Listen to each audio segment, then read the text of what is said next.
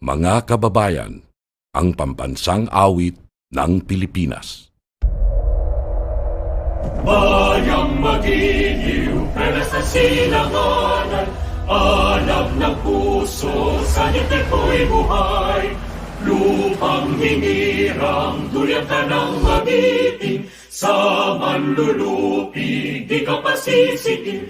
Sa dagat at bundok, sa simoy at sa langit mong bahaw, may ginakang tula at awit sa paglayang minamahal. Ang isap ng watawat mo'y tagumpay na naglilingling.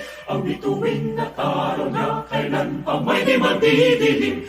Lupa ng araw ng walhati pasinta, buhay ay langit sa piling mo.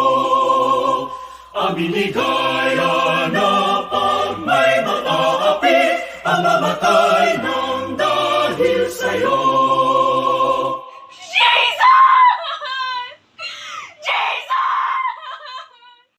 Mapait ang panahon namin sa kanyang pamamalakad, sa kanyang pag-upo bilang Pangulo. Isang marahas na pinuno ang lumabas, ipinamalas ang dahas sa ilalim ng kanyang batas. Sa panahon namin noon, maaakalang nakamit na ng Pilipino ang kasarinlan.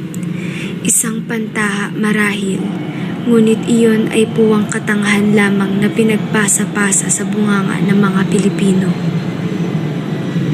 Sumumpong, ipagtatanggol ang kalagayan ng ating bansa. Ngunit kung tutuusin, umupo lang naman siya doon para sa kapangyarihan.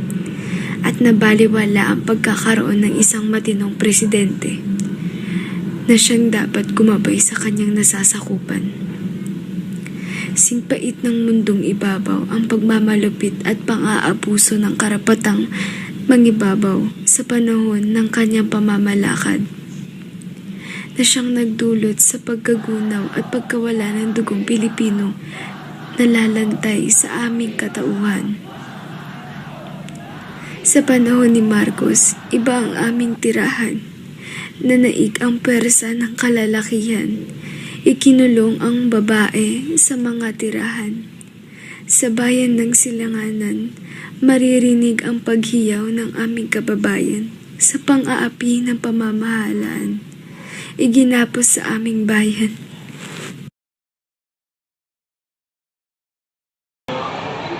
Sa aking naging kalakaran na ako, ang pamumuhan ko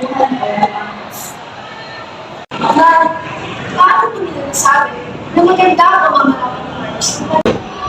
Sige, ano lang yung sagutin ka?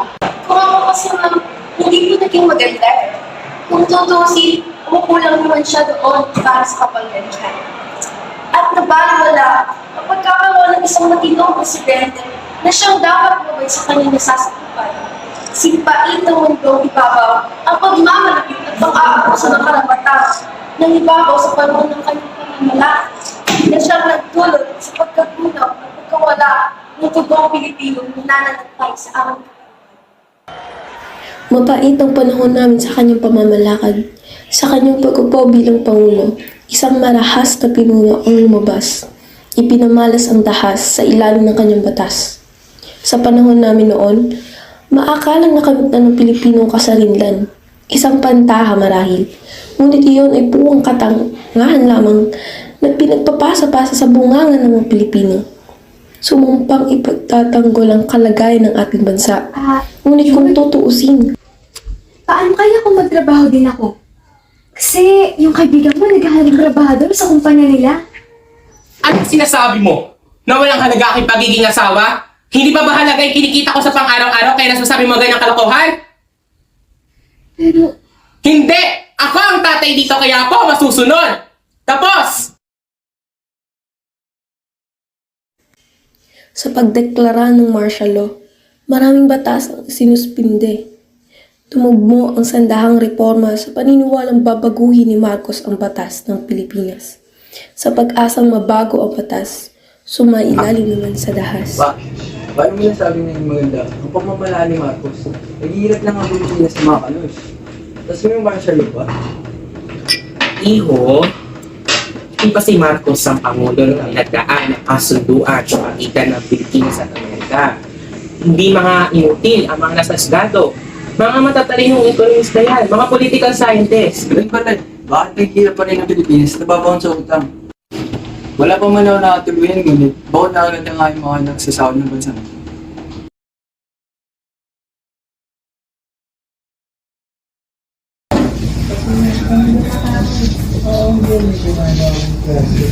Anak, Gani?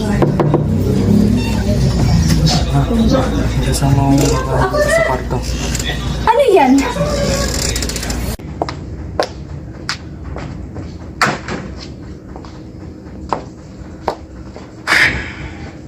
Ay, mabait naman tong anak ko. Wala nga kaso yan eh. Di nga sugarol yan, di nga umiinom ng alak yan. Papayag ka ba? Napapakasalan mo ang aking anak.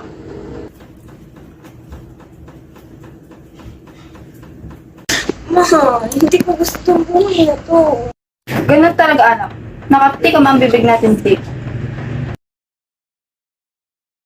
Tayo ngayon sa harap ng simbahan, sa harap ng Diyos, upang pag-isahin ang dibdib nila Isagani at ni Evelyn.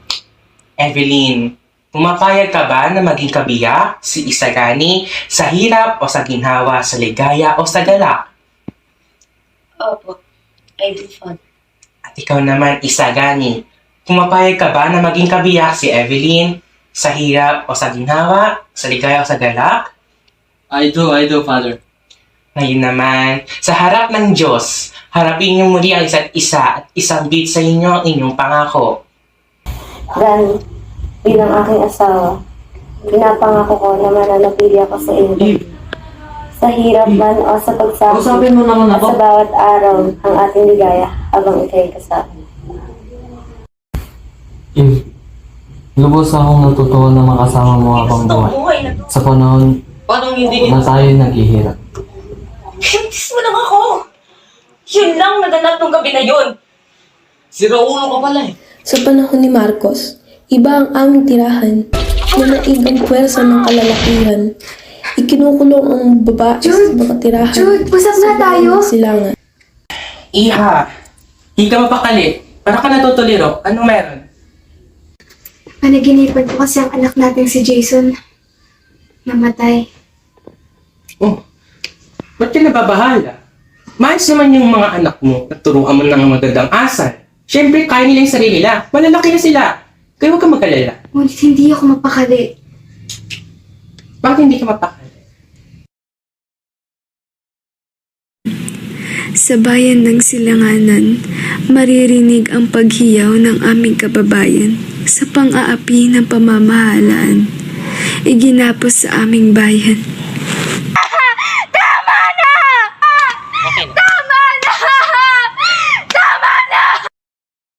Sa panahon ng martial law, makikita ang kahayupan ng bakal na kamay na reforma ni Marcos. Sa hirap at sa pamamalakad sa aming bayan, sa kawalan ng hustisya, sa pagmamalupit ng aming karapatan, sa pang-aabuso ng kapangyarihan, maraming tao, ina, ama, mga kabataang pinapatay, inaalipusta.